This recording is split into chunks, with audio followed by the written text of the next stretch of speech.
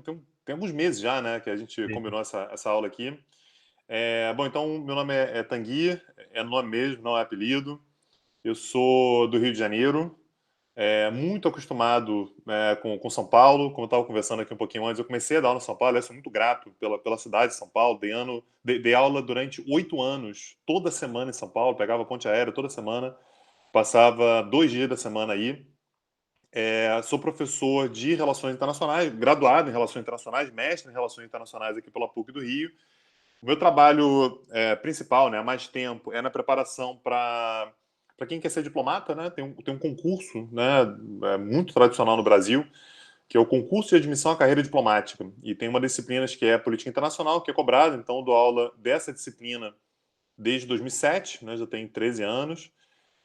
Sou também professor de Relações Internacionais em graduação e pós-graduação aqui do Rio de Janeiro, IBMEC, Universidade Veiga de Almeida, né, que são instituições tradicionais aqui do Rio.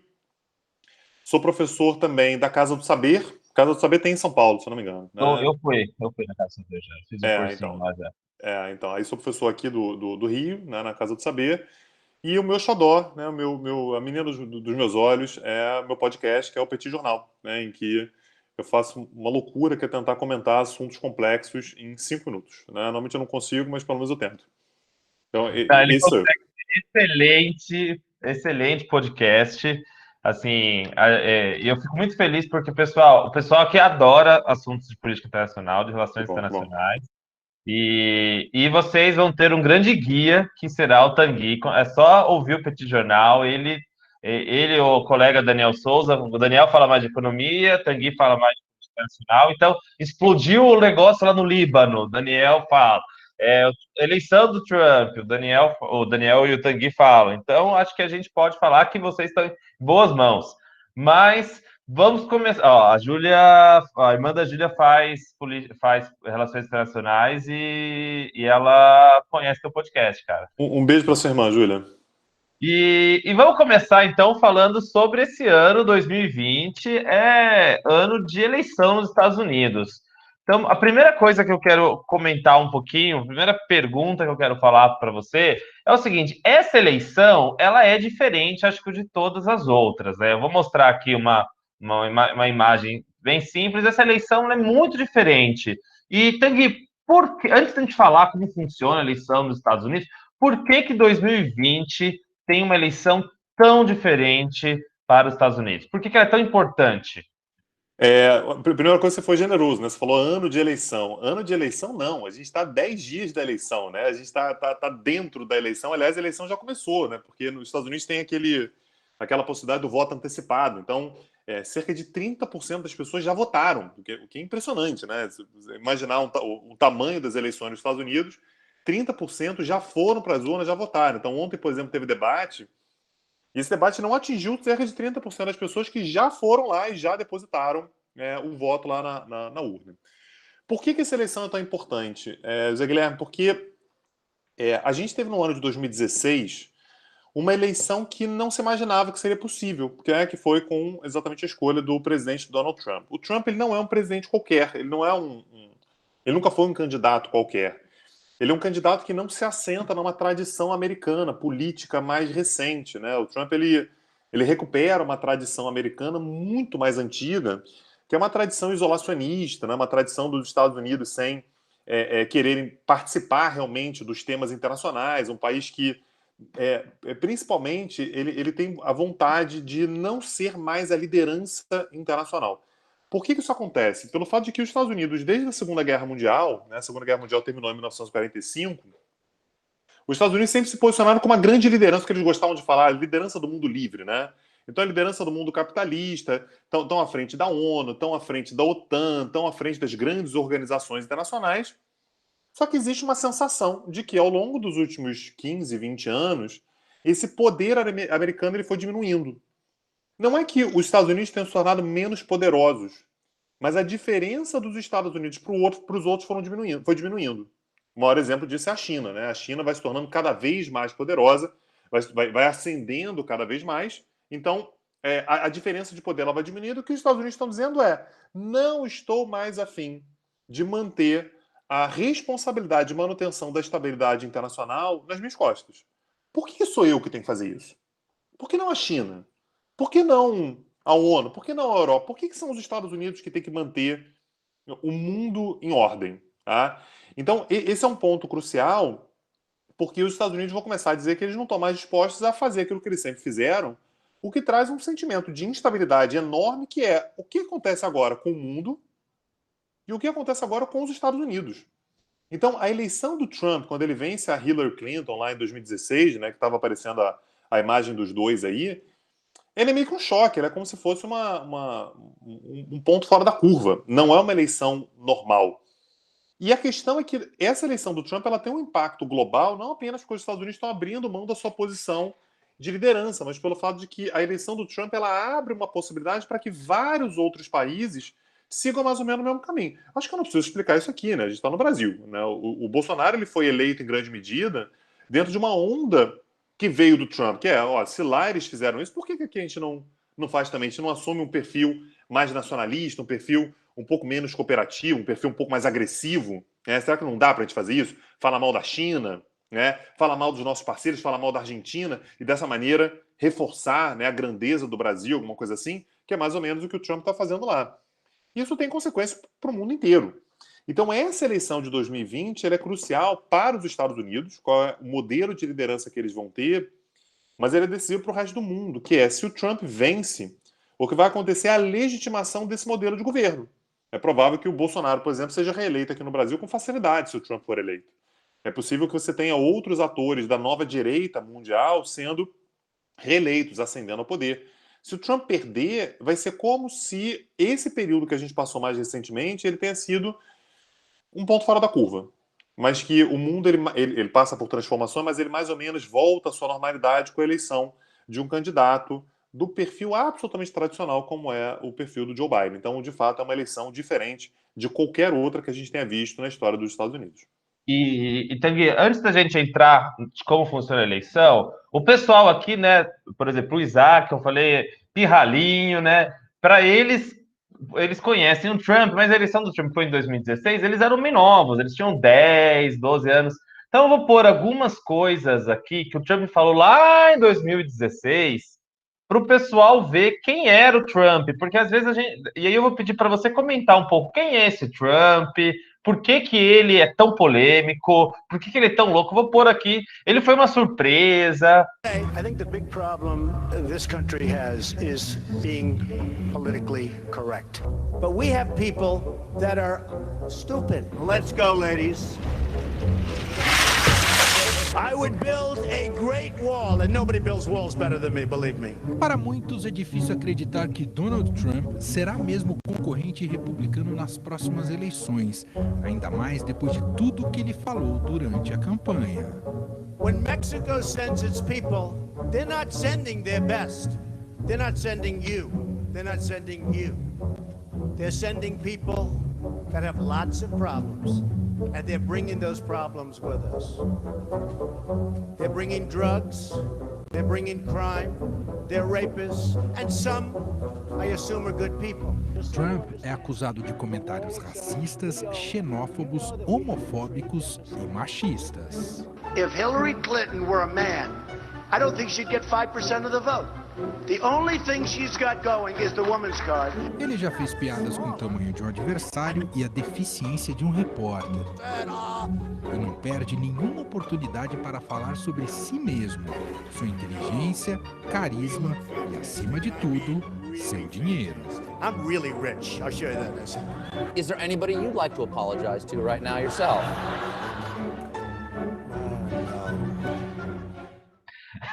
Bem, isso em 2016. Já correu muita água nesse rio trumpista aí. Quem é esse cara, Donald Trump, que conquistou a presidência dos Estados Unidos? Então, o Trump ele é um empresário. Na verdade, ele é o herdeiro de um império empresarial. Né? Ele recebeu isso do pai dele. Ele sempre diz que é muito rico, apesar de ninguém saber exatamente o quão rico ele é. Isso nunca ficou claro. Só para deixar claro, existe uma diferença cultural dos Estados Unidos para o Brasil, que é o fato de que se você pergunta para alguém, se vocês quiserem me perguntar quanto é que eu ganho, por exemplo, eu vou ficar muito desconfortável. Eu não quero falar quanto é que eu ganho.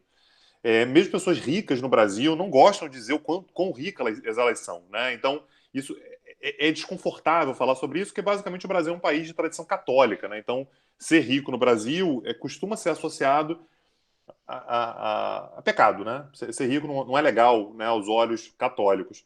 Os Estados Unidos são um país de tradição protestante, então a ideia de que se você é rico é porque Deus te escolheu. Então, a ideia do Trump mostrar o tempo todo que ele é muito rico, então você viu que ele falou isso várias vezes aí nesse videozinho, porque se você é rico é porque você mereceu, você trabalhou muito, você trabalhou duro, Deus te escolheu. Então, esse é o primeiro ponto. Ele é um milionário. Existe uma tendência, isso no Brasil está consolidado também, né? Que é de considerar que se a pessoa é rica é porque ela é mais capaz, ela é mais competente. Existe uma visão bastante consolidada de que se a pessoa é pobre é porque ela não trabalhou o suficiente, se ela é rica é porque ela mereceu. Então o Trump tem essa questão da demonstração constante da vitória dele, né, financeiramente, por isso que ele diz: eu sou realmente rico. E qual é a cartada que ele vai trazer? Ele vai pegar um momento no qual o americano médio está frustrado. Quem é o americano médio? Só para simplificar aqui, tá, Zé Guilherme? É o Homer Simpson. Eu já tinha colocado. E o Homer Simpson é o americano médio. É o cara que mora lá em Springfield, ele tem a família dele, essa casinha de subúrbio, só deixando claro, subúrbio nos Estados Unidos é diferente daqui, o subúrbio nos Estados Unidos é onde tem, isso é que aparece em filme, né? A casinha, o quintalzinho, né? Tudo arrumadinho, isso é a classe média americana.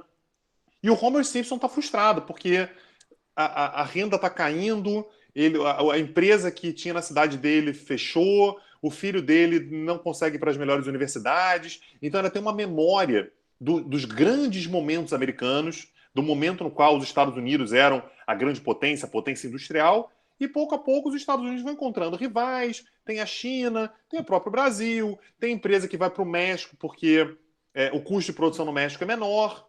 Então, o que o Trump vai fazer? Ele vai dialogar diretamente com esse americano médio. Tanto é que, se a gente for olhar onde é que a votação dele é enorme, a votação dele é enorme exatamente em locais que passaram por crises importantes nos Estados Unidos, como, por exemplo, o meio oeste. Se vocês forem pegar, várias vezes ele fala contra os liberals, né? Quem são os liberals? A gente traduziria aqui no Brasil como os liberais. Os liberais, nos Estados Unidos, eles são identificados como um pouco mais à esquerda, né, do espectro político, que são assim, a população majoritariamente Nova York, Boston, Califórnia, que são as áreas mais ricas, que são a galera que fala sobre distribuição de renda, direitos das minorias, né, o pessoal que fala sobre direito LGBT. O que o Trump vai dizer é: esses caras estão degradando os Estados Unidos. É por causa deles, porque eles estão lá nas suas bolhas, lá em Hollywood, lá em Nova York, muito feliz entre os seus amigos e curtindo o seu dinheiro, que você está quebrado. Olha como é que esse discurso é importante, né?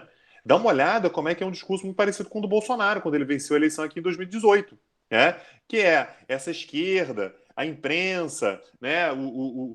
A galera mais rica, e você que está aí, que é conservador, que tem os seus valores, que quer proteger a sua família, essa esquerda ela não te representa. Então, o discurso é muito parecido. Então, esse é o Donald Trump. Ele sempre foi conservador mesmo, muito embora ele seja de Nova York. Aliás, ele tem uma votação muito pequena em Nova York, apesar dele ser um nova-iorquino, mas ele dialoga exatamente. Então, ele traz duas coisas, né? Ser muito rico, essa imagem de sucesso que atrai muita gente, principalmente as pessoas mais pobres, gostam muito dessa projeção de sucesso, ao mesmo tempo em que ele tem uma capacidade de dialogar muito grande. Só para deixar claro, ele é um showman, né? Assim, em termos de comunicação, ele tinha um programa muito conhecido nos Estados Unidos que veio para o Brasil. Zé Guilherme, me ajuda aí com o Justus, era ele? Isso, Roberto Justo. Isso, o Aprendiz. Então, o Aprendiz que veio para o Brasil com Você Está Demitido, nos Estados Unidos era ele. Nos Estados Unidos era o programa do Trump, né? É o The Apprentice. Então tem o bordão, né? You're fired, né? Você está demitido. Então ele passa essa imagem de um cara durão, um grande negociador, um grande líder, né? Um cara que ganha dinheiro. Essa imagem de sucesso ela é muito atraente, principalmente para esse pessoal que está mais frustrado com a sua vida no meio oeste dos Estados Unidos e no sul dos Estados Unidos. E olha que coisa curiosa, né? O Hugo, ele trouxe uma coisa muito interessante que eu acho que a gente pode trazer para entender um pouco como que está hoje a situação nos Estados Unidos e também no Brasil, né? O Hugo disse assim, não querendo defender o Trump, só que do outro lado também tem um pedófilo, né? E essa questão é uma coisa muito interessante porque isso é uma fake news.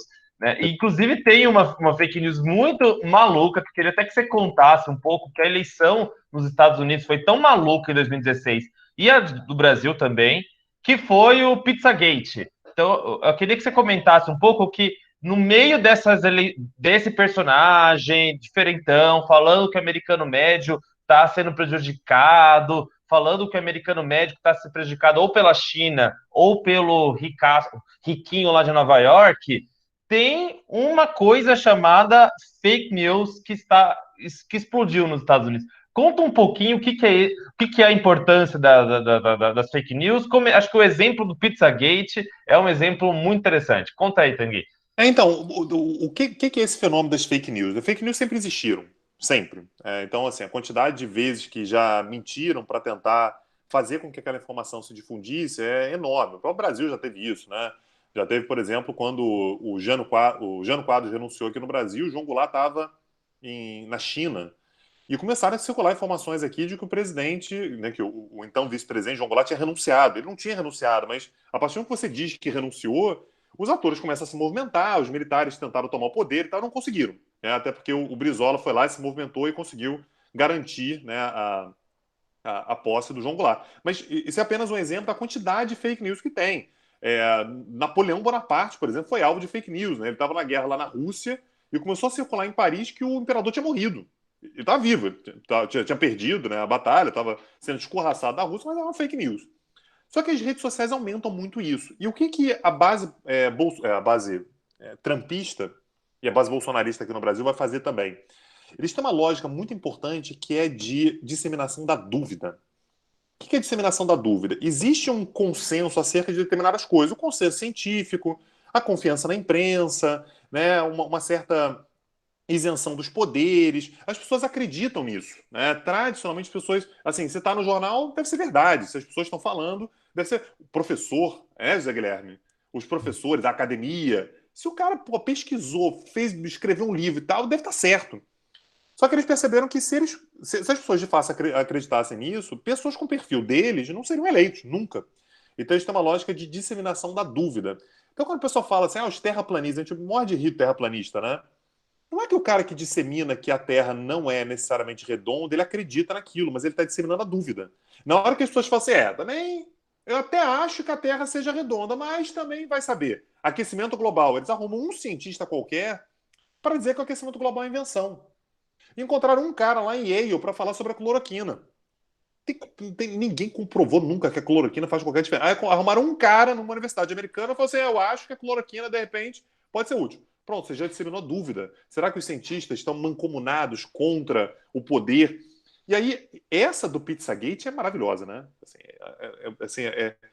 É muito engraçado até, porque começou a circular uma fake news de que numa determinada pizzaria tinham crianças que estavam presas no porão e que era uma pizzaria de pedófilos.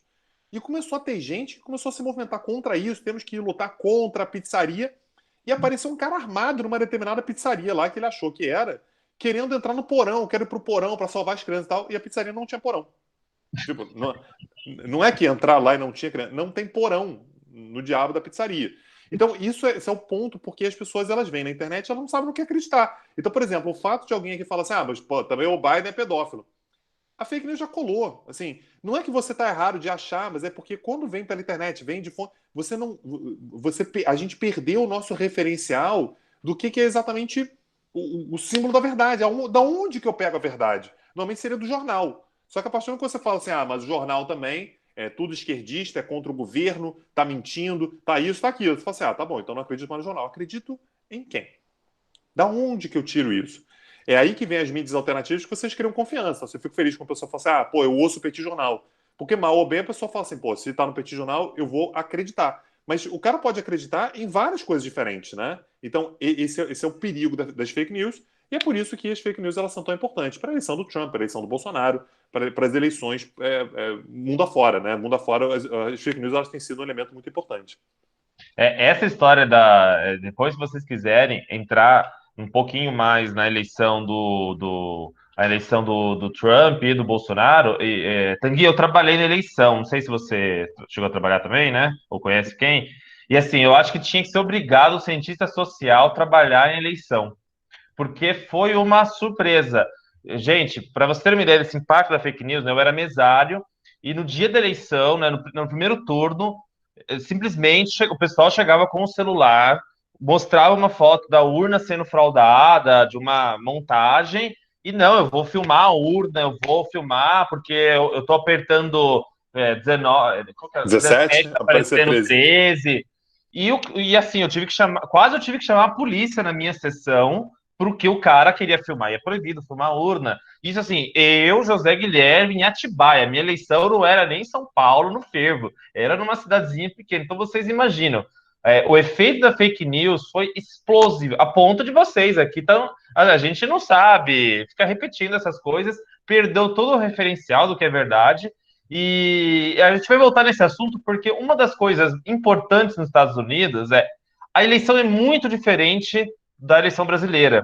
E assim, a fake news ela influencia tanto que numa eleição muito apertada, isso gera um diferencial importante. Então, se a gente falou um pouquinho sobre o Trump, antes da gente falar sobre quem é o opositor dele, né, o Biden, vamos falar um pouquinho.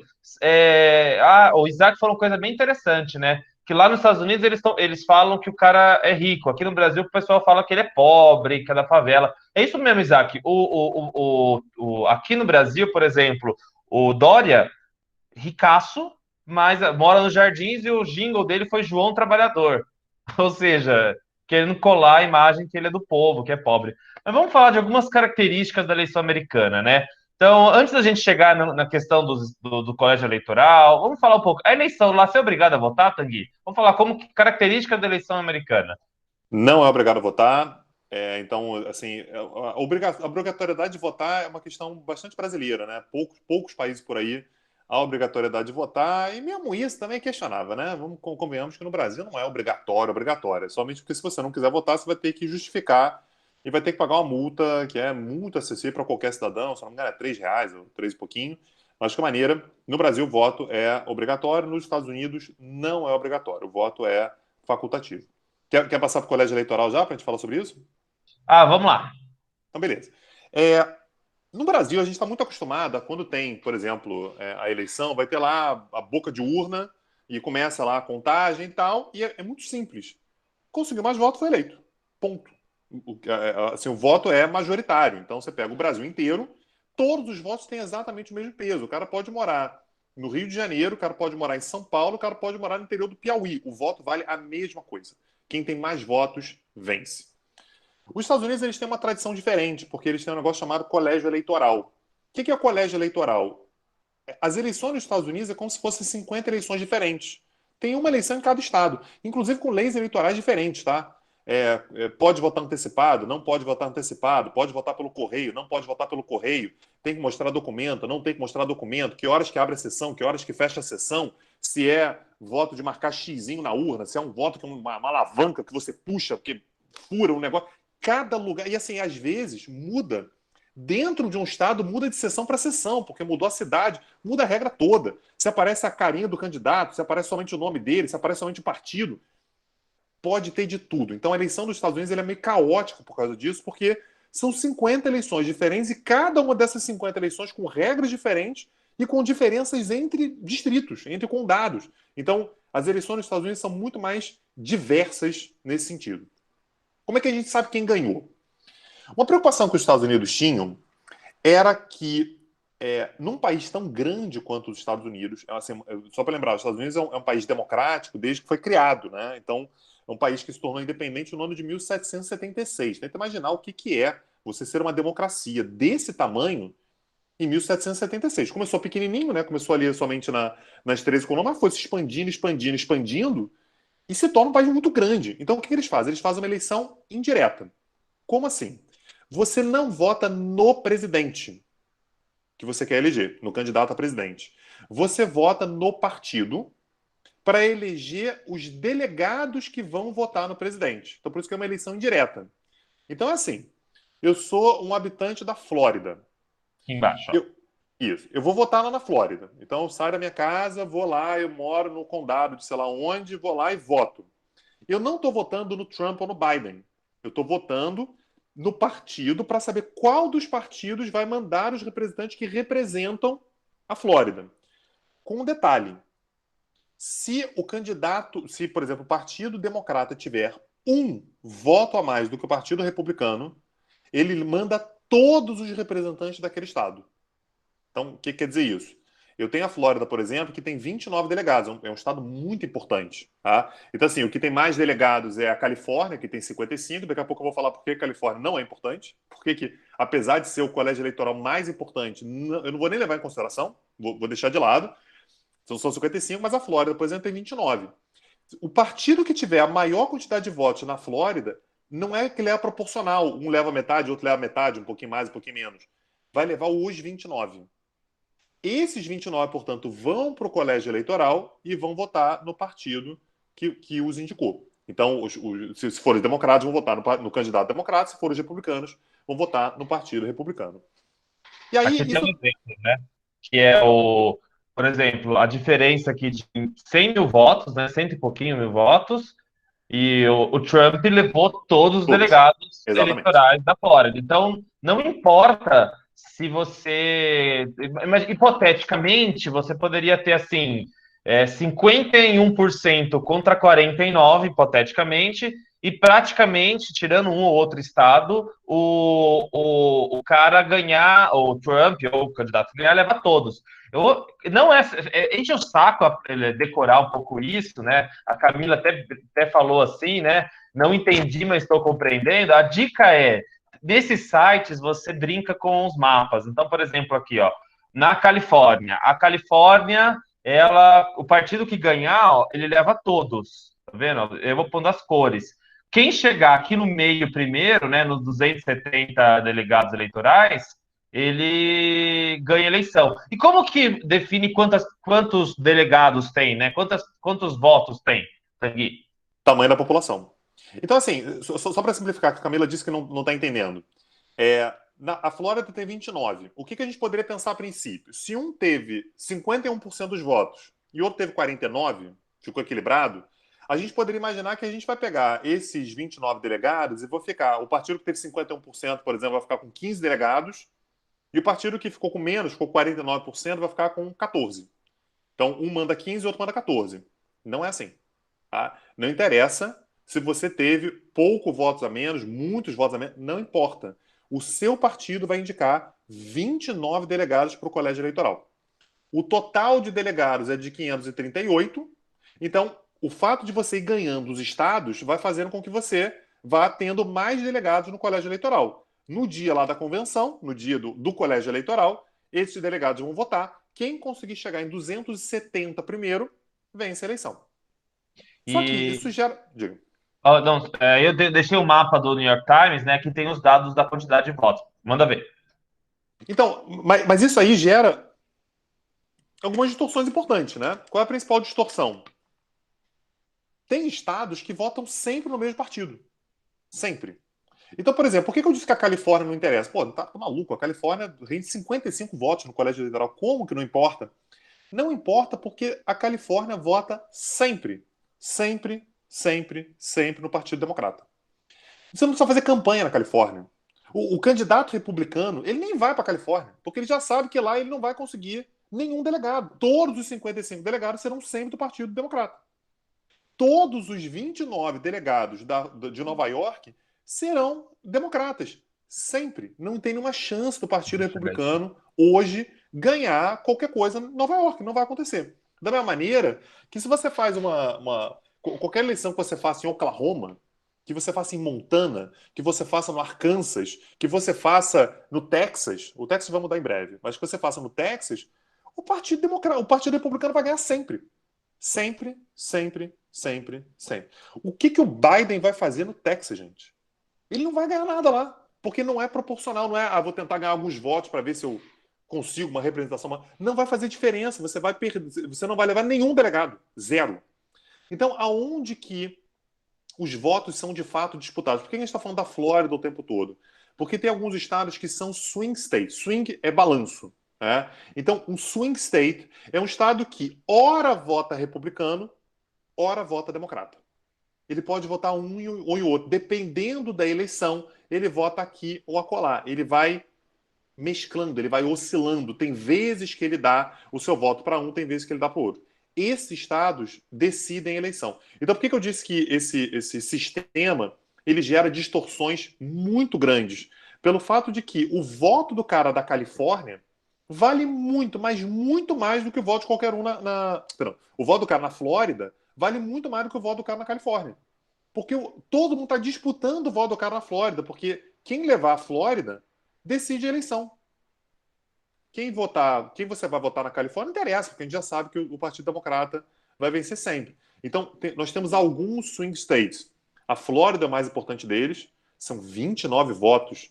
Só para deixar claro, são 538 no total, você precisa de 270 para ganhar. Se você ganha ou perde 29 votos no colégio eleitoral, faz muita diferença. Iowa, Wisconsin, Michigan, Ohio, Pensilvânia, são todos swing states. Então, as eleições são de fato disputadas nesses estados. Se eu não me engano, são os que estão em vermelho escuro, é isso? Esse Isso. mapinha, Então, são chamados swing states. Por que o Trump venceu em 2016? Não porque ele teve mais votos, porque no voto popular teve menos, né? Ele teve 3 milhões a menos. Ele teve 3 milhões de votos a menos do que a Hillary. Olha que loucura, né? Ele teve 3 milhões de votos a menos que a Hillary Clinton. Só que ele venceu um estado-chave, ele venceu na Flórida. Ele venceu na Pensilvânia, ele venceu em Ohio. Então, esses votos de swing states foram para ele. E aí, ele ganha a eleição. Então, ele consegue lá 306 votos no colégio eleitoral contra 232 do Partido Democrata da candidata Hillary Clinton. Eu vou fazer algumas perguntas aqui. Então, primeiro, a Pietra perguntou se é o partido que escolhe um dos seus para ser presidente. Pietra, eu vou falar dos partidos e da escolha daqui a pouquinho, tá bom? Eu não, Tanguy. Mas a pergunta é, primeiro, no colégio eleitoral, os delegados sempre votam no partido, então o delegado do republicano sempre vota nesse partido, e a Giovana está perguntando, para que tamanha confusão? Por que eles escolhem isso e se isso pode mudar? E a Petra falou, nossa, que bosta de eleição. Sim, é uma bosta. Para vocês terem uma bosta, pensa assim, o Bolsonaro ou o Lula. Se eles quiserem ganhar a eleição no Brasil, eles vão passear pelo Brasil todo, para ganhar voto no Brasil todo. O Bolsonaro, o Trump não vai, ele não vai. Isso é uma coisa maluca, gente. Ele não vai no maior estado americano.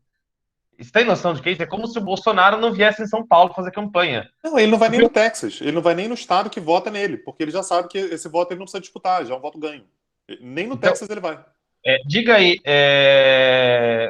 por que eles escolheram isso? E se a questão do colégio eleitoral, se eles sempre votam no candidato que o partido indica? Então, Zé Guilherme, você estava zoando alguém aí que é São Paulino, que nunca viu o cara ganhar título. Deixa eu pegar um exemplo futebolístico. Você vai para Arquibancada. Qual é o seu time, Zé Guilherme? Eu sou o time que ganhou do seu essa quarta-feira. Beleza. Eu vou encerrar o assunto aqui. Você é corintiano. Sim, quando você vai para a arquibancada lá de Itaquera, lá daquele estádio que parece uma impressora, você vai lá para a impressora. Tem alguma garantia de que ninguém vai chegar lá e vai gritar São Paulo? Porra, tem. São Paulo ali. Garantia. Se gritar, o cara tá frito, né? Exatamente. Então, assim, ele não é proibido de gritar São Paulo. Ele pode chegar lá e falar assim, glorioso tricolor paulista. Ele pode fazer isso. Só que não faz bem para a saúde dele. É a mesma coisa o delegado que é escolhido para representar o Trump, o cara chega lá e fala assim, não, eu vou votar no Biden. Ou então não vou votar. Então, assim, ele vota segundo a consciência dele. Mas ele vota segundo a consciência dele, estando indicado por um partido. Então, ele sempre vai votar no partido dele. Existe precedente? Alguém já não votou no candidato? Já aconteceu. Mas é raríssimo. É muito, muito raro. Então, não é algo nem que a gente leve em consideração. Aí, a segunda pergunta, que é muito importante, isso é muito fundamental. Alguém perguntou se o voto é secreto. O voto é secreto do eleitor. Então, o eleitor, quando ele vai para a urna, o voto é secreto. Do delegado, não. O delegado, ele fala em voz alta. Tá? Então, esse é um ponto importante. Por que eles escolheram isso? Aí tem uma nota irônica na coisa, tá? Eles escolheram isso porque eles consideraram que o voto popular é perigoso. E por que o voto eleitoral, por que o voto popular é perigoso? Porque, eventualmente, pode levar à eleição de populistas. O cara que não tem propostas sérias, mas ele fala para ganhar o voto, ele conta mentiras, ele ludibria, né? Ele dá um jeito ali de fazer com que a retórica dele seja, né, seja mais aceita e tal, e o eleitor, de repente, né, mais desatento, vai lá e vota no cara. Imaginando, sei lá, alguém... Vou imaginar um cenário aqui completamente aleatório, tá, Zé Guilherme? Não tem paralelo imaginei. com a realidade, não. Uhum. Mas, sei lá, um deputado que chega no Congresso e homenageia um torturador. Vamos imaginar. Só para a gente pensar aqui. E aí tem gente que vai lá e vota no cara. Assim, o que os fundadores dos Estados Unidos estão dizendo é: porra, não pode, né? Então você tem uma segunda etapa para, se houver eventualmente um candidato que tenha homenageado um torturador, o colégio eleitoral vai travar. O colégio eleitoral vai falar assim: olha, pô, a galera votou nesse candidato aí, mas esse cara vai instituir alguma coisa aqui que a gente não concorda. Então, não vamos votar nele. É como se fosse um filtro para o colégio, pro voto popular. Essa é a ideia. Tenho que dizer que é um voto esquisito, é uma forma esquisita de votar, mas impediu durante muito tempo que fascistas fossem eleitos, por exemplo. Já houve candidatos quase que abertamente fascistas nos Estados Unidos e que o cara perde força porque sabe que no colégio eleitoral não vai dar. Não tem como, assim, tem um filtro. Eu acho que o Trump ele é o ponto fora da curva porque ele é talvez a primeira vez que um candidato com uma postura tão curiosa, tão personalista, tão mentirosa, né, conseguiu passar, conseguiu eleger. Mas eu tenho que dizer que, nesse ponto, eu acho uma eleição esquisita, é complicado de entender e tal, mas retardou muito isso, né? Não dá para saber o que aconteceria se um Trump da vida fosse eleito na década de 40, por exemplo. O que aconteceria com os Estados Unidos, né? Qual seria exatamente a lógica? Então, a ideia seria essa, seria meio que um filtro para o voto popular, porque, né, você tem uma certa ideia de que o voto popular ele pode ser meio esquisito, pode mesmo, né? A gente já sabe disso. E isso é muito interessante, que o colégio eleitoral seria a gente viu na aula passada, não sei se vocês lembram, a ideia dos Estados Unidos a gente vai fazer uma democracia, mas a gente não confia muito no povo. Isso. Então a gente vai dando um jeito de tirar o poder do povo. E o colégio eleitoral, o Isaac disse isso, é mó ruim esse tipo de votação, é como se a voz do povo não valesse. Essa é a ideia, que a voz do povo não vala tanto. É que, ironicamente, agora o que está elegendo os Estados Unidos são digamos, essa voz do povo mais reacionária. Agora, a Giovana está fazendo uma pergunta muito interessante que a gente vai entrar, né? Eu vou dar um exemplo aqui de uma eleição, Tanguy, e eu queria que você comentasse como que funciona a eleição nos Estados Unidos e por que tem sempre dois partidos, né? Então, na eleição de 68, você teve uma mais recente, né? Acho que é do Reagan, 90, tinha o Libertário lá, mas a eleição do 68 é bem interessante porque já teve um terceiro candidato. Por que só tem dois candidatos, geralmente? E existem muitos partidos nos Estados Unidos, mas por que só sempre a gente fala de dois? E por que um terceiro é muito difícil de aparecer? Então, você botou aí o George Wallace, né? Que era do Partido Americano Independente. Esse era bom, né? Esse cara, nossa. Mas aparece muito reaça também como terceiro candidato, né?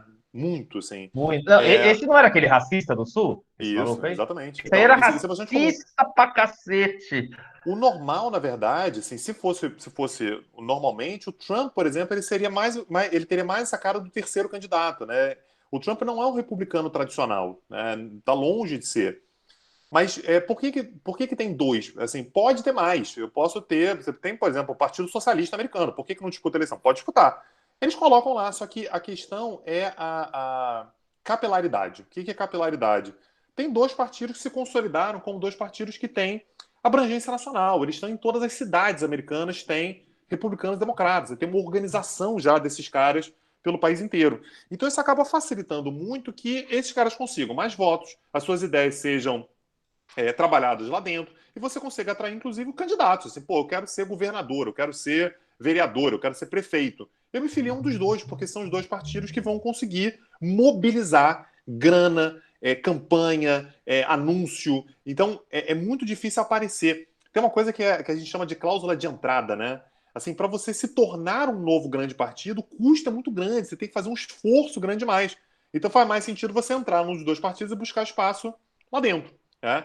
E são dois partidos que, historicamente, eles foram se definindo um como antítese do que é natural, né? Quando você tem dois partidos, um acaba se posicionando meio como antítese do outro. Mas não é proibido que tenha outros partidos. Isso é muito difícil acontecer. Muito difícil acontecer.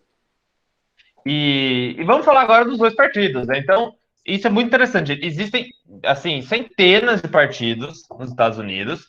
Existe desde o Partido Libertário, depois eu passo uma lista para vocês, mas existem dois principais, né? O Partido Democrata e o Partido Republicano. Eu queria que você. Eu já chego na Pietra, na escolha do partido, mas vamos falar um pouco desses partidos. Quais são as diferenças desses partidos? Se tem alguma comparação aqui com o Brasil? Conta um pouco deles. Os Estados Unidos são os dois grandes partidos, né? O republicano e o democrata. Isso. Zé Guilherme, eu estou falando com um historiador aqui, você vai ficar muito ofendido se eu falar um pouquinho da história deles, não? Pode? Não, manda ver, manda ver. Beleza.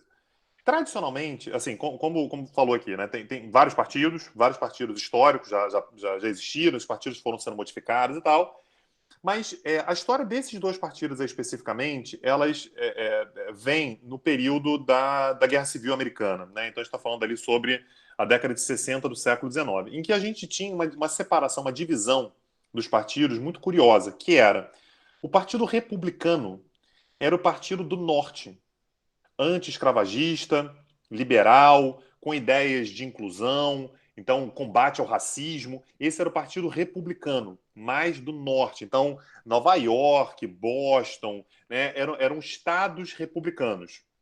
E o Partido Democrata era do sul. Então, assim, grandes proprietários de terra que tinham escravos. O cara era democrata. Então, o Partido Republicano era anti-escravidão e o Partido Democrata era pró-escravidão. E a Guerra Civil Americana acirrou muito isso, né? Foi uma guerra, de fato, entre o Norte e o Sul, entre, basicamente, pessoas mais ligadas ao Partido Republicano no Norte e Partido Democrata no Sul. Cuidado, porque isso é meio anti-intuitivo, porque hoje a gente identifica no contrário. Quando que vem essa mudança? Quando que a gente tem essa inversão?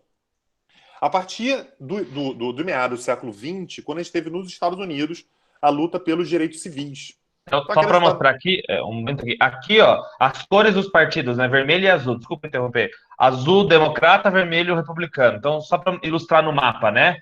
Aqui eles são de 1860, os republicanos do norte e democratas do sul. Perfeito, Desculpa. excelente. Não, excelente, ficou bem ilustrativo, né? É isso. Então, republicanos dominam o norte e democratas dominam o sul. Na década de 60, no entanto, a gente vai ter uma mudança dessa estrutura pelo fato de que o Partido Democrata começa a perceber que o maior colégio eleitoral está no norte. E as pessoas estão cada vez mais comprando a ideia dos direitos civis americanos e que, para esse partido se manter relevante, ele vai ter que abraçar a ideia também dos direitos civis. Então, aquela luta toda do Martin Luther King, o direito dos americanos negros de votarem, então, aquela luta toda nos Estados Unidos, o Partido Democrata vai progressivamente se aproximar dessa militância contra a questão racial. Ao passo que, com o passar do tempo, os integrantes do Partido Republicano foram se tornando também progressivamente mais conservadores. Por quê? Porque eles estão nos estados mais ricos, e como você está no estado mais rico, você não quer grandes mudanças, né? Você quer a manutenção do status quo. Você quer a manutenção das coisas como elas estão. Qual foi a consequência disso, portanto?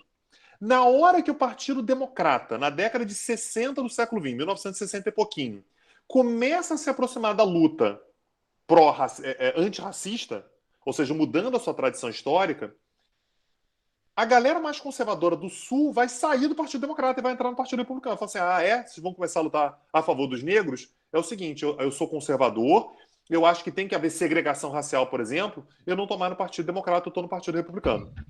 O Partido Republicano, portanto, vai começar a ser identificado como um partido mais associado a pautas conservadoras, tanto no Sul, pela galera que é mais conservadora, que não aceita, por exemplo, mesclar brancos e negros, quanto no Norte.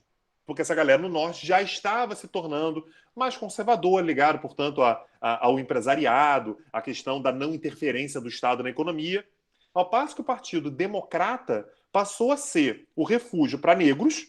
Então, assim, você é negro, você quer votar? Vem Partido Democrata que aqui a gente vai lutar por você. Assim como pelas camadas mais progressistas da sociedade no norte. Essa é uma inversão, mas é uma inversão relativamente recente. É por isso que, às vezes, você tem candidatos republicanos que falam assim, mas o Partido Democrata, apoiava a escravidão. Não tem como responder a isso, é verdade. Apoiava mesmo. O que a gente não pode perder de vista é que essa é uma mudança que aconteceu na década de 60. Progressivamente, portanto, a partir da década de 60, quem tem uma proximidade, por exemplo, com a Ku Klux Klan da vida é o Partido Republicano. O Partido Democrata está mais ligado, por exemplo, ao Black Lives Matter, né? Só para a gente ter uma noção de como é que as coisas como é que as coisas mudam. Última coisa, só para não falar demais aqui. Os dois partidos, por ter apenas dois partidos, são partidos muito, muito diversos internamente. Muito. Dentro do Partido Republicano, eu tenho bizarrices, desde o cara que defende que tem que voltar à segregação racial, até o cara que é um republicano no sentido econômico, né? Não interferência do Estado na economia, livre comércio e tal, mas que tem que ter diálogo, tem que ter inclusão. No Partido Democrata também. Eu tenho desde o Bernie Sanders, que se diz socialista, até o cara que se aproxima bastante de republicanos. Então, quando você tem apenas dois partidos, você tem uma diversidade enorme, gigantesca, dentro dos quadros desse partido. Eu deixei aqui no WhatsApp, gente, as eleições, como vai mudando. Aqui vocês conseguem perceber mudando a cor, né? E o vermelho, que é o republicano, indo cada vez mais para o sul, ficando cada vez mais para o sul, e o democrata ficando cada vez para o norte, e percebendo isso historicamente. Hoje, então, isso é extremamente consolidado. Agora, falando sobre a diferença entre, você falou do Bernie Sanders e o do partido e o do Biden, né, que seria um cara mais moderado. Como que se escolhe o candidato no partido, dentro dos partidos? Porque, beleza, são dois candidatos em quase todas as eleições. Mas como que eles são escolhidos? Então, e no começo do ano você teve as primárias, né? E tinha candidato pra cacete, não é verdade? Então, a escolha é feita pelo seguinte: você, como cidadão americano, como são apenas dois partidos, você é muito incentivado pelos próprios partidos a se filiar aos partidos. Então você chega lá e se filia ao Partido Republicano, ao Partido Democrata. Quem escolhe quem vai ser o candidato são as primárias de cada um dos partidos. Quem é que vota nessas primárias? As pessoas que se filiam. Você pode ser aquilo que eles chamam de independente. Eu não sou nenhum nem outro. Posso votar em um, posso votar no outro. Posso estar mais inclinado ao Partido Republicano, mais inclinado ao Partido Democrata, mas não me filiar. Porém, se você tiver mais interesse, você se filia. E aí a gente tem as chamadas primárias, que é um ano antes da eleição, está no calendário eleitoral já. A gente tem as primárias em cada um dos estados americanos para saber como é que os representantes, como é que os filiados ao partido em cada um dos estados vota. Então você pega, no início, vai ter um monte de candidato, e esses candidatos eles vão perdendo. Assim. Chega no terceiro estado, teve um candidato que não conseguiu nada, não conquistou nenhum delegado do partido. Esse cara desiste, né? E ele vai saindo pelo caminho. Então, por exemplo, a Amy Klobuchar, muito preparada, mas ela não conseguiu. Ela conseguiu somente 7 votos, né? O Pete Buttigieg, assim, um cara também muito preparado, bem formado, culto, mas ele tem um problema, ele é homossexual. Então, assim, a maior parte das pessoas fala assim, até gosto desse cara, mas ele não vai ganhar. Na eleição nacional, lá na frente, não vai ganhar, não tem como ganhar. O Bloomberg também, um cara muito rico, e a preocupação era, a gente vai polarizar com o Trump, que se diz um milionário, com outro milionário. Não vai dar também. Então esses caras vão caindo pelo caminho. No fim das contas, sobraram de fato 3, na prática mesmo 2. Né? Foram 2 os candidatos que chegaram realmente no final, e o Biden finalmente é eleito. Quando você é do partido do presidente, muito raramente tem disputa. O presidente ele tem sempre preferência. Não é obrigatório, tá? Mas não tem realmente uma primária republicana com o Trump como presidente, porque a preferência dele é ele que vai disputar a eleição. Agora, se, por exemplo, Biden for eleito agora, provavelmente a primária democrata da próxima eleição vai ser esvaziada. Biden vai buscar a reeleição. Mas a primária republicana. A primária republicana. A primária republicana vai ser quente. E é uma coisa muito interessante isso, que as primárias, então, assim, se você, imagina que você quer ser candidato, você primeiro vai ter que ser eleito pelo seu partido, aí os caras Indicado. gastam um dinheiro absurdo para ser eleito em cada estado, então aí sim, ele tem que, o Biden fica lá tentando ser eleito, o Biden tenta ser eleito no em Iowa, Nova York, Texas, e o Trump não, o Sanders também. E depois que você for eleito dentro do seu partido, daí você vai ser eleito para presidente, você vai disputar a eleição presidente. Ou seja, você fica 4 anos no governo, 1 ano e meio é para discutir a eleição, né, Tanguy? É mais ou menos Muito, isso.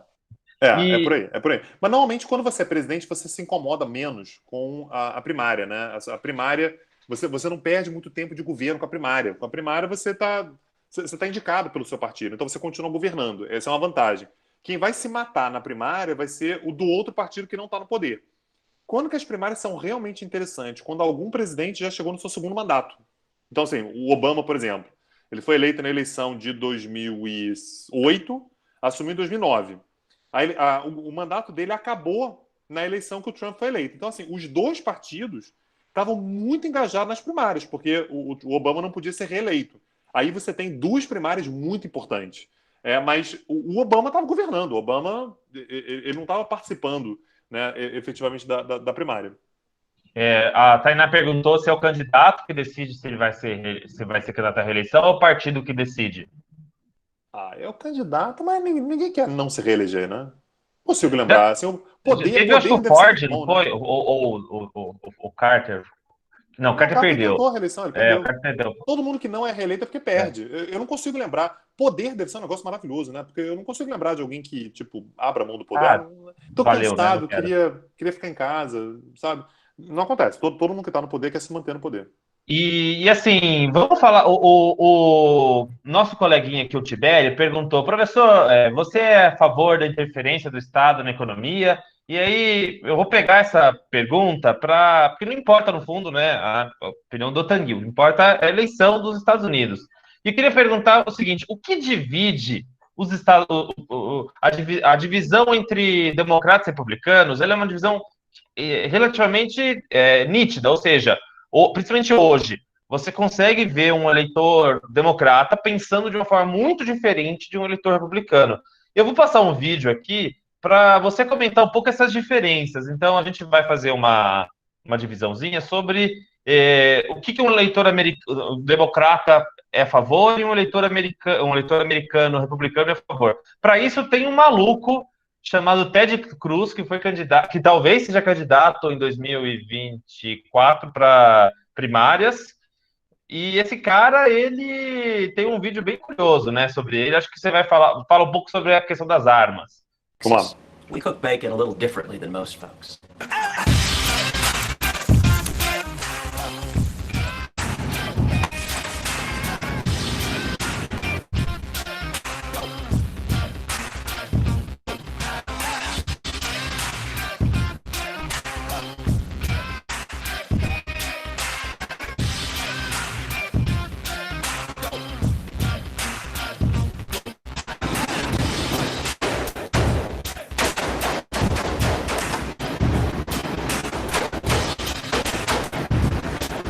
There's grease coming down.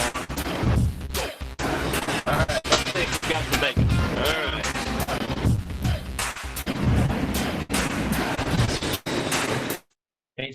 Se travou, desculpa, gente, que travou, mas basicamente é o Ted Cruz, ele pega um fuzil, enrola um bacon nele e faz o bacon no calor do fuzil. Depois eu deixei o link aqui para vocês assistirem. Acho que isso diz um pouco sobre a diferença entre democratas e republicanos, né, Tanguy? Assim, tem muitas diferenças, tem muitos pontos de contato. Mais uma vez, esses partidos são muito diversos, mas o que está na base de cada um deles? Uma diferença possível que a gente pode fazer genericamente entre esquerda e direita, e eu acho que isso explica aí o Partido Republicano e o Partido Democrata, é o fato de que a esquerda ela tende a considerar que primeiro a gente tem que pensar na sociedade. e que o indivíduo está bem na medida em que a sociedade está bem cuidada. Então, a gente tem que ter política de distribuição de renda, tem que ter criação de empregos, tem que ter coisas para a sociedade, né, para a saúde, para a educação pública. Ah, mas eu não tenho condição de pagar. Não, o Estado ele tem que te prover isso para que as pessoas possam estar bem individualmente.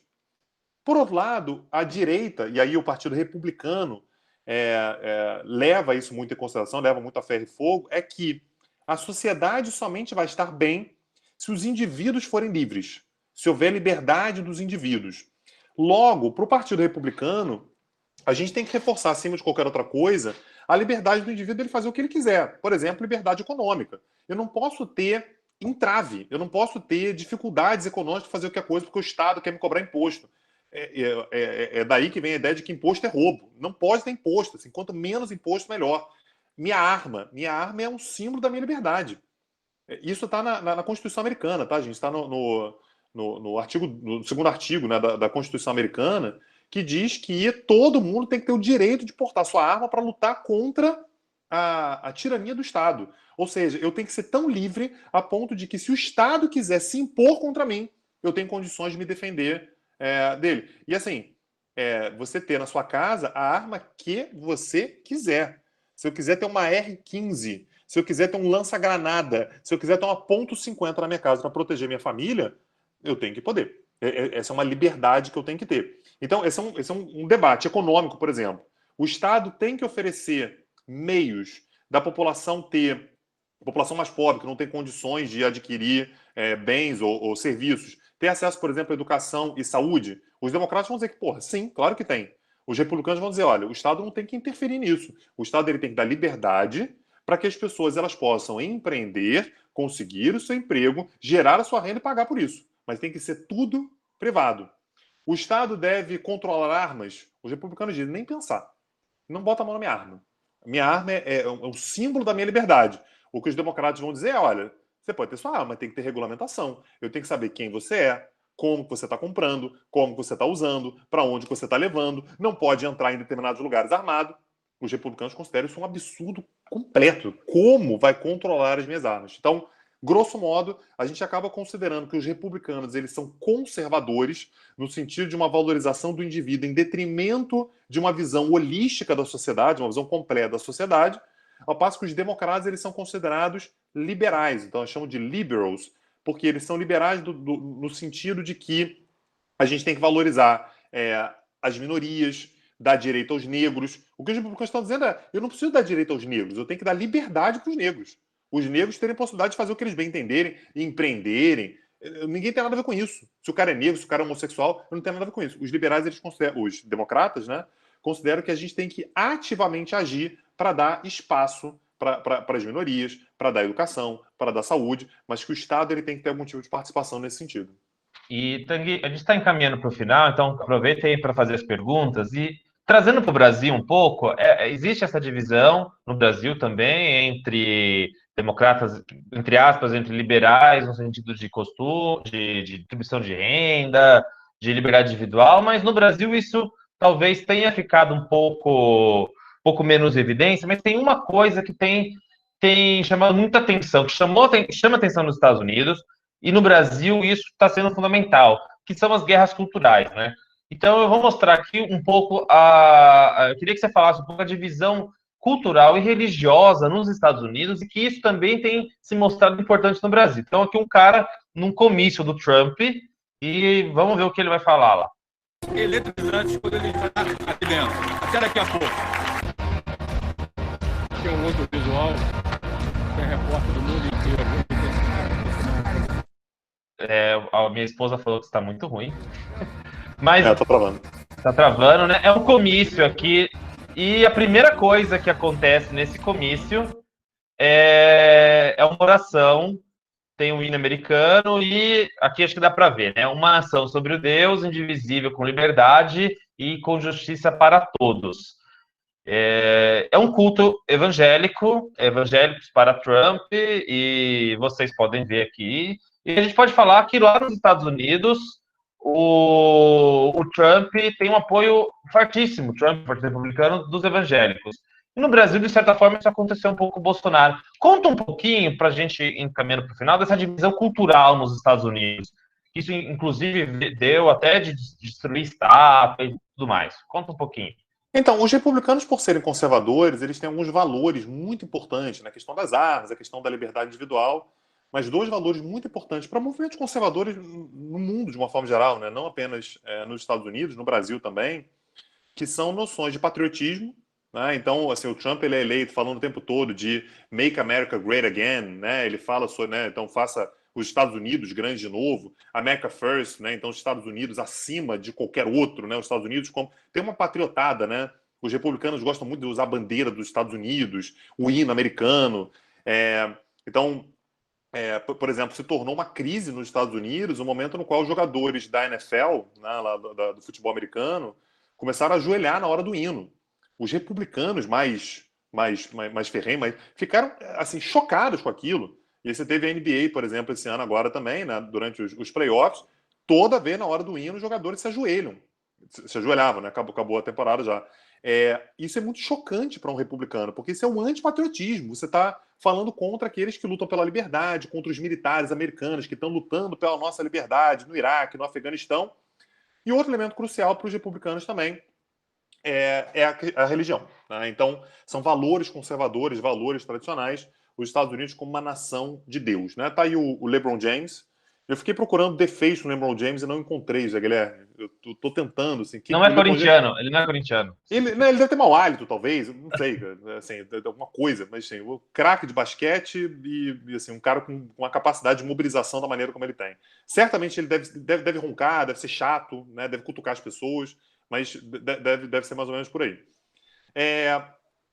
Os democratas, não é que eles não sejam religiosos, mas eles não consideram que a religião ela deva ser necessariamente uma bandeira. E só para deixar claro aqui, eu estou falando quase que de forma caricata, tá? Como eu disse, esses partidos são muito diversos.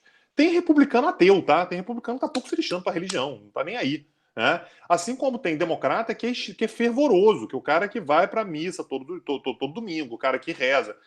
Mas, de uma forma geral, o Partido Democrata considera que a religião não deve ser uma bandeira. A gente tem que ter uma administração civil. Se você é religioso, isso não é uma questão sua, doméstica, né, interna. Mas a gente não pode levar isso como uma questão fundamental para o debate político. Então, com relação a patriotismo e religião, eu acho que esses são os elementos.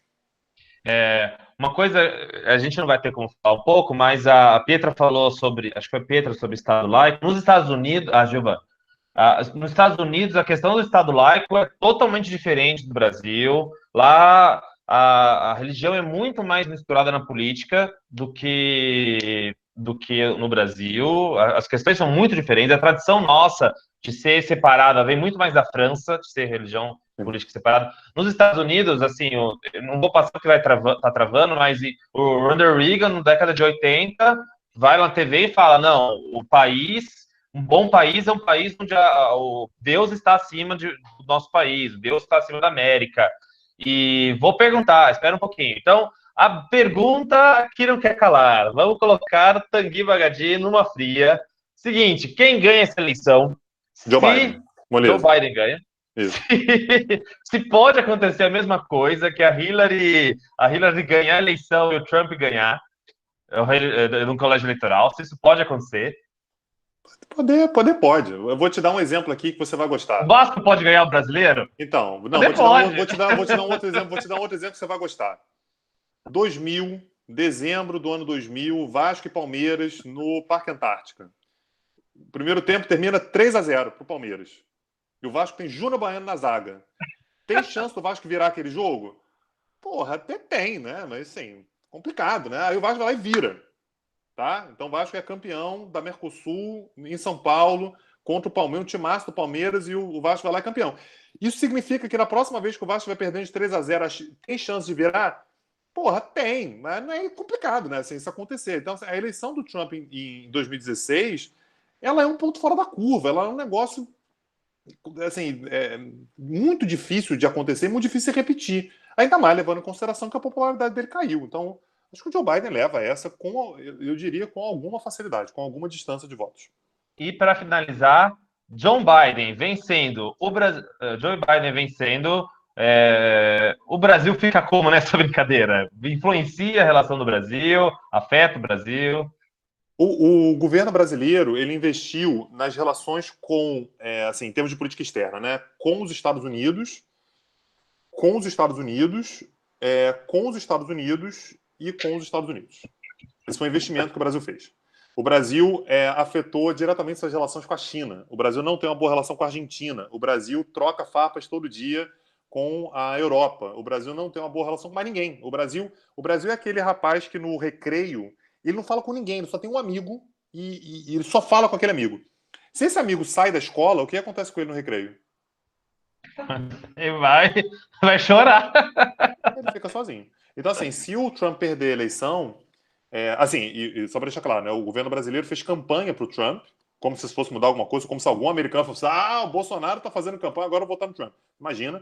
Mas falando mal o tempo todo do Partido Democrata, né, comprando realmente a ideia do Trump, comprando, né, o barulho do Trump. Então, se o Trump perder a eleição, que é muito provável, o Brasil passa a ter como aliados mais próximos Israel, Polônia, Hungria e República Tcheca. Serão os nossos parceiros mais próximos, nossos aliados, nossos parceiros do peito passam a ser esses 4 países.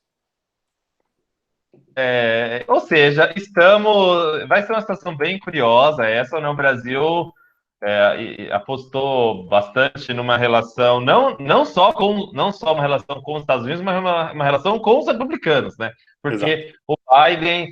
Agora, só para como são as coisas, né?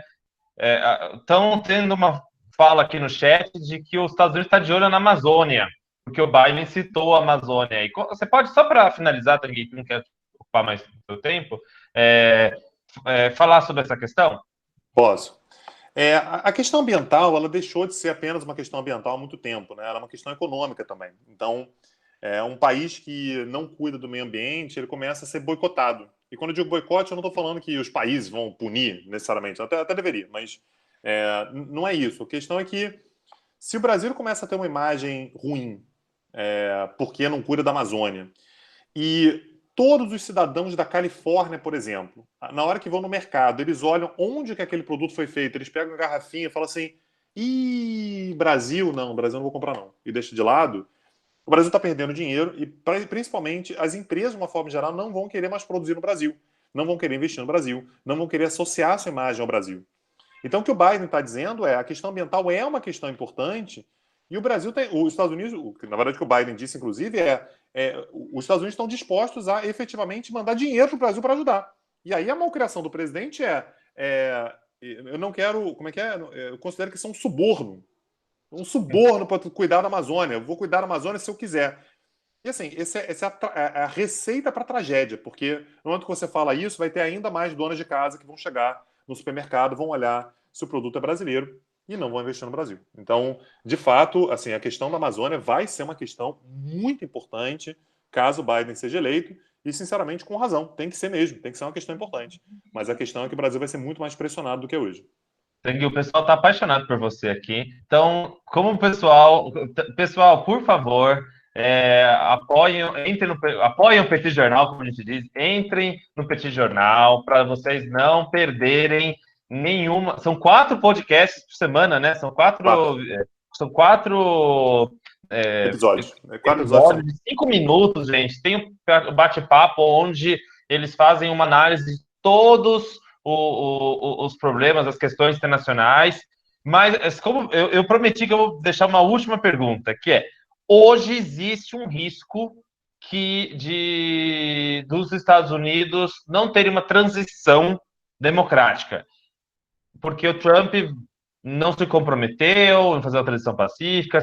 Você acredita que vai ter alguma judicialização, vai levar para a Suprema Corte ou não? Eu acho que a questão, Zé Guilherme, vai ser se a eleição vai ser apertada ou não.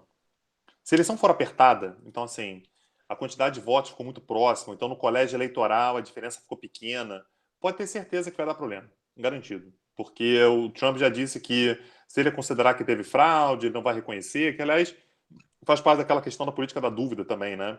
É mais ou menos parecido com o que o Bolsonaro já começou a preparar aqui no Brasil, né? Dizer que teve fraude em 2016, que ele teria ganhado no primeiro turno.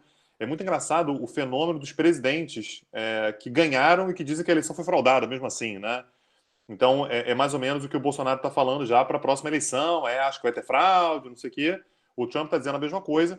Agora, se a diferença for acachapante, assim, uma diferença muito grande, isso só tem como saber no dia, né, daqui a 10 dias, eu acho que não vai dar problema.